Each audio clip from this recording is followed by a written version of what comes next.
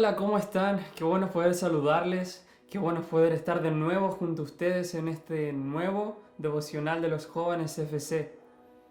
Como saben, estamos en la serie Más que un carpintero, en donde estamos conociendo más de nuestro amado Jesús, quién es Él, cuáles son sus características, cómo es su corazón.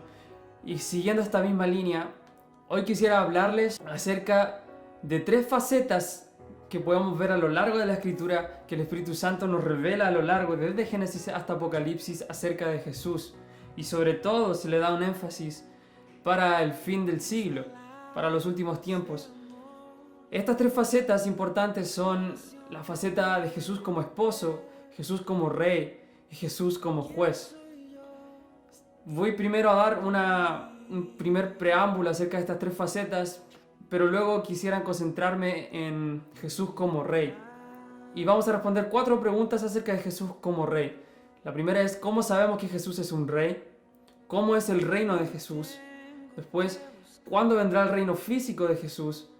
¿Y qué va a pasar cuando Jesús reine? Entonces, hablando acerca de estas tres facetas que el Espíritu Santo nos muestra en la Escritura, podemos ver a Jesús como esposo, como aquel hombre apasionado por la iglesia. Como el apóstol Pablo nos escribe en Efesios, se muestra esta imagen de Jesús con la iglesia en un matrimonio. Se nos dice que el matrimonio es una imagen del amor que hay entre Jesús y su iglesia, que es un misterio, el misterio del matrimonio, que se puede ver reflejado en el matrimonio, cómo Jesús ama a la iglesia, cómo se entregó por ella.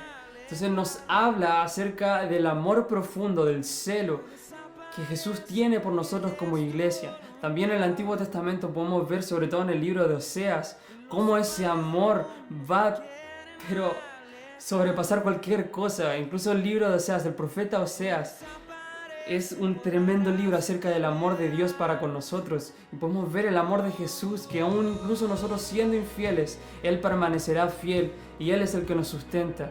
Justamente el profeta Oseas se casa, Dios le dice, oye, Oseas, mira, ves a esa mujer que es prostituta, con ella te vas a casar, cásate con ella, porque yo voy a mostrar el amor que tengo con Israel.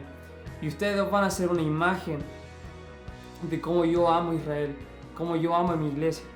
Entonces podemos ver estas figuras tanto en el Nuevo Testamento como en el Antiguo Testamento acerca del amor de Dios, que no se relaciona como un Dios que está supremo, sino como un Dios cercano, que incluso llega a llamar que se ve como esposo, que se da como esposo, incluso en Jeremías también lo podemos ver. Entonces este Dios, este supremo Dios que sobre todas las cosas no le interesa tener subordinados y robots que estén día y noche adorándolo, haciendo las cosas que Él desee, sino que Él nos ama como si nosotros fuéramos su esposo, como si fuésemos su esposa, con ese amor, con esa idea de que nosotros vayamos a las profundidades de su corazón y que Él pueda venir a las profundidades del nuestro, es como Él se presenta y cómo Jesús se presenta. También en Apocalipsis podemos ver cómo esta novia dice que se ha preparado, se le ha concedido que se vista de lino fino y resplandeciente, que son las acciones justas de los santos, y cómo viene Jesús a buscar a su novia y ocurre esto llamado las bodas del Cordero. Entonces, a eso es lo que se refiere la Biblia al hablar acerca de Jesús como esposo, el Espíritu Santo, cómo nos revela a Jesús como esposo. Ahora, Jesús como juez. Quizás la faceta de Jesús como juez es una de las más contradictorias dentro de la iglesia y que más nos cuesta ver, porque a veces nos tendemos a equivocar en nuestros pensamientos de cómo miramos a Jesús cuando se dan estos pasajes acerca de la justicia. Pero la faceta de Jesús como juez es una de sus facetas más bellas, porque Él habla del amor también, porque ninguna de estas facetas se va a contraponer entre una y otra, nunca se van a contradecir, sino que se van alineando de una forma tan armoniosa y perfecta que la faceta de juez no va a negar la faceta de esposo, sino que se complementan. Al ser un esposo va a ser un juez justo con amor, y también un rey. Un rey va a ser amoroso pero también justo, y también un esposo va a ser obviamente un esposo que va a ser justo y va a ser alguien que tiene posición y gobierno. Entonces la faceta de Jesús como juez nos muestra el amor que Él tiene por la justicia, el amor que Él tiene por el bien, por lo justo, por la integridad. y que aquellos que nos están haciendo mal, que hacen mal a la tierra, van a tener su justo merecido, que van a tener una recompensa por sus acciones. Incluso nos muestra la Biblia que muchos de los juicios de Dios no son solamente malos.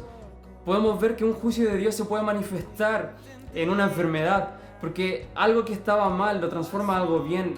La justicia de Dios se puede ver perfectamente en la cruz, donde Jesús pagó por nuestros pecados, y esa es la faceta de Jesús como juez.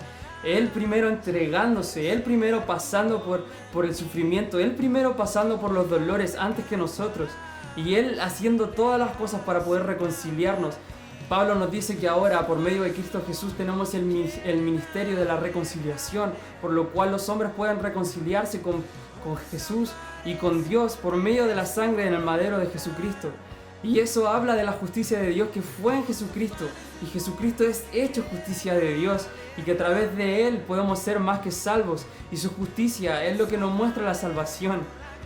Y también es su justicia la que con celo aquellos que no aceptan a Jesús, aquellos que a pesar de todo lo que Dios va a hacer, todo lo que podemos ver a través de la Biblia, porque sus juicios también son para que las naciones lo adoren, y para que aquellos que aún no lo conocen o que están renegando en contra de su nombre, puedan volver su corazón a Él. Pero aún van a haber personas, de hecho Apocalipsis dice que aún con todas las cosas, aún con todo lo que estaba sucediendo, habían personas que no se arrepentían de sus homicidios, de sus fornicaciones, de su idolatría, de las cosas malas que estaban haciendo. Y aquellas personas que decidan voluntariamente, porque Jesús siempre va a hacer y va a respetar nuestra decisión, aquellos que están voluntariamente decidiendo ir en contra de Dios, ellos van a tener su justa recompensa. Y dice la Biblia que ellos van a ser juzgados conforme a sus obras. Entonces hay belleza en ver a Jesucristo como un juez. Hay esperanza al ver a Jesucristo como juez, porque podemos ver y podemos saber que el reinado de Cristo va a ser en justicia. De hecho sale que el cetro de su reinado va a ser la justicia. Y que al ser justo, Él va a quitar toda la injusticia, Él va a quitar toda la corrupción de la tierra, Él va a quitar todas las cosas, toda la maldad que hay en la tierra. Y Romano nos dice que incluso toda la tierra gime a una por causa de la injusticia, de lo que ha sido atada a la tierra, de la corrupción, y todos están clamando la tierra a uno por la corrupción, para que venga la redención y la libertad de los hijos de Dios. Y esa libertad de la tierra, que incluso ella misma está sujeta a corrupción, va a ser liberada cuando Jesucristo venga. Entonces, ver a Jesucristo como juez nos da esperanza de que todas las cosas que nosotros hacemos, vamos primero a tener una recompensa y son valoradas, y aquellas cosas aquellos que nos hacen maldad y aquellos que se rebelan en contra de Dios, van a tener un justo juicio, vamos a tener justicia, y Dios pone la justicia en nosotros como un deseo desde nuestra creación. Es parte del soplo que Dios sopló en nosotros, y tenemos ese hambre de justicia. Podemos ver esa hambre de justicia cuando vemos las injusticias en este mundo.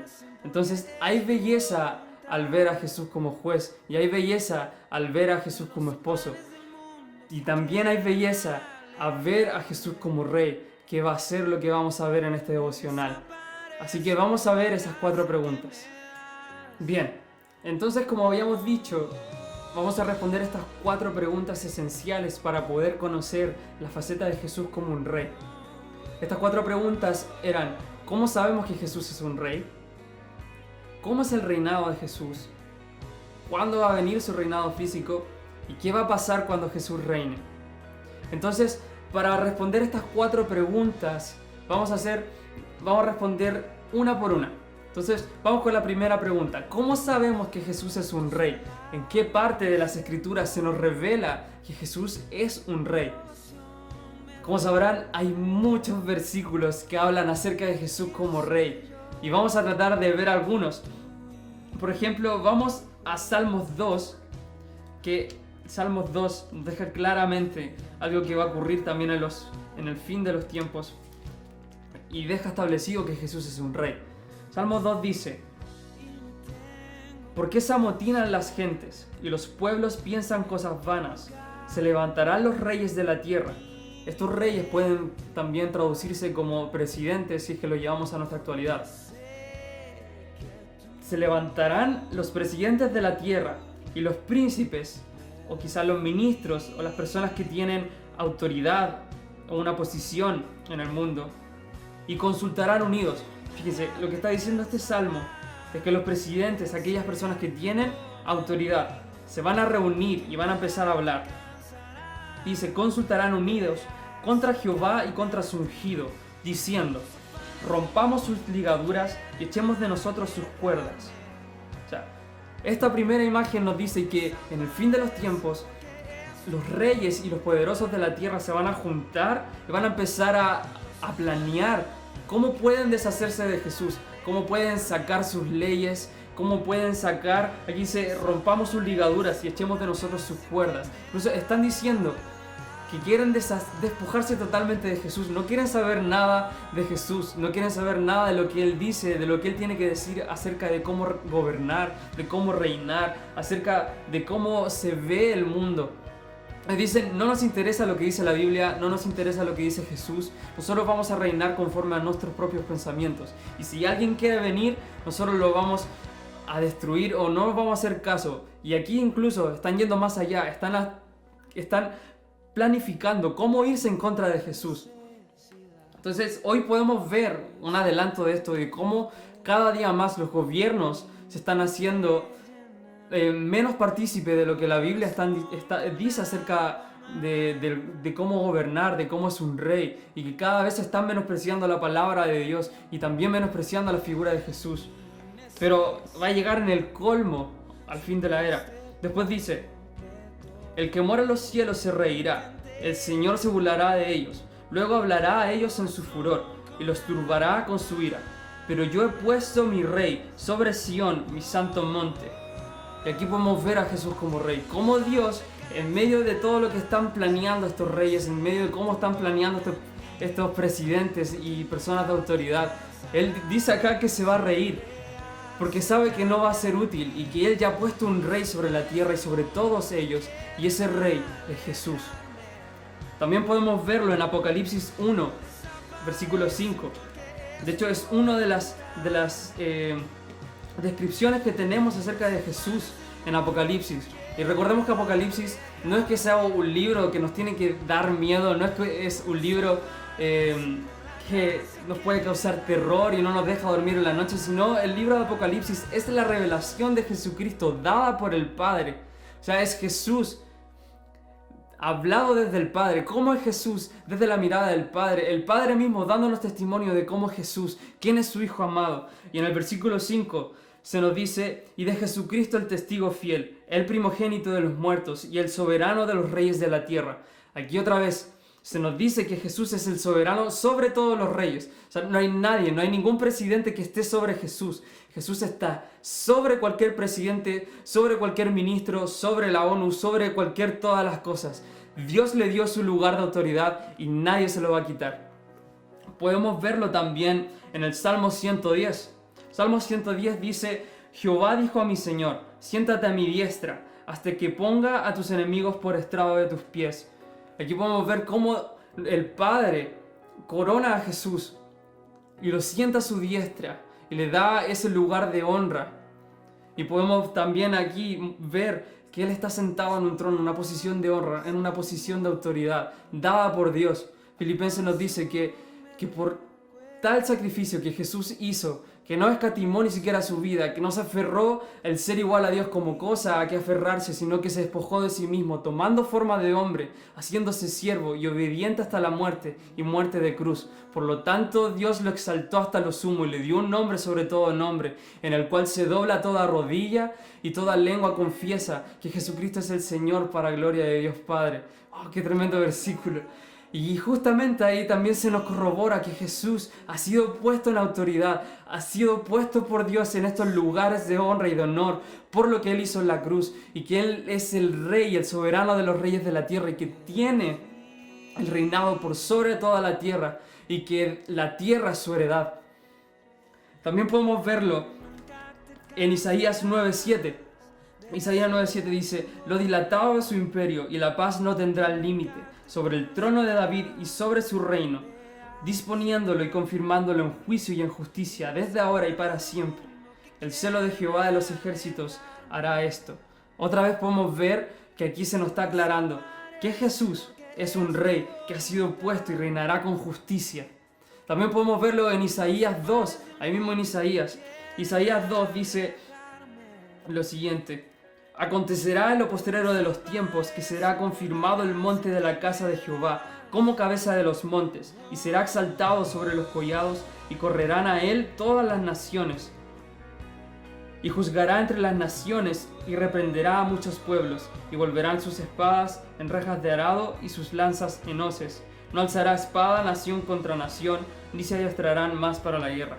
Aquí también nos está diciendo que en los postreros de los tiempos, el monte de Jehová estará por encima de todos los montes, y eso habla de su reinado, eso habla de justamente su autoridad por sobre todas las cosas, por sobre todos los montes de la tierra. Cuando se habla de montes se habla muchas veces de reinado, de autoridad, y aquí se nos está diciendo que en lo postrero de los tiempos será confirmado el monte de la casa de Jehová. Y dice que va a estar como cabeza de los montes. O sea, el reino de Jesús va a ser el reino más grande que haya en toda la historia de la humanidad. El más justo, el mejor. Y va a estar por sobre todos los reyes, todos los príncipes, todos los presidentes, todas aquellas personas que tienen autoridad. Y también aquí mismo en Isaías 11, también se nos habla acerca de Jesús como rey. Isaías 11 dice: saldrá una vara del tronco de Isaí, y un vástago retoñará de sus raíces, y reposará sobre él espíritu de Jehová, espíritu de sabiduría y de inteligencia, espíritu de consejo y de poder, espíritu de conocimiento y de temor de Jehová. Y hará entender diligente en el temor de Jehová. No juzgará según la vista de sus ojos, ni arguirá por lo que oigan sus oídos, sino que juzgará con justicia a los pobres, y arguirá con equidad por los mansos de la tierra. Y herirá la tierra con la vara de su boca, con el espíritu de sus labios matará al impío. Y será la justicia cinto de sus lomos, y la fidelidad ceñidor de su cintura. Aquí también se nos está hablando de la promesa que se le hizo a David, que iba a salir un rey desde el linaje de David. Y también por eso se habla que justamente la faceta de Jesús como rey es uno de sus títulos mesiánicos, y como podemos ver en el Antiguo Testamento está lleno acerca de las profecías de Jesús como un rey que va a gobernar sobre toda la tierra. Lo podemos ver en Isaías, lo podemos ver en Jeremías, lo podemos ver en Daniel, lo podemos ver en Salmos, lo podemos ver en Amós, en Abdías, en Miqueas, Malaquías. En todos los profetas se habla y se menciona a Jesús como un rey. Entonces, con estos versículos creo que ya está más que confirmado que Jesús sí es un rey. Bien, un último versículo que nos deja más que claro que Jesús es un rey es Zacarías 14:9. Y dice: y Jehová será rey sobre toda la tierra. En aquel día Jehová será uno, y uno su nombre. También, más que claro, y mejor dicho imposible, Jehová será rey sobre toda la tierra, y será uno su nombre, también hablando de su celo por el nombre de él, y que ya no van a haber más denominaciones, sino que todos vamos a ser juntados y unificados en un pueblo, y su nombre será uno. Ya no vamos a tener estos conflictos de denominaciones, ni diferentes posturas, ni anglicanos, ni calvinistas, ni ninguna otra denominación o nombre, sino que todos seremos en el nombre de Jesús, uno solamente, un solo cuerpo. Entonces, podemos ver esto en Zacarías 14, y ya con esto queda más que suficiente para decir que Jesús sí es un rey. Entonces vamos a la segunda pregunta, perdón.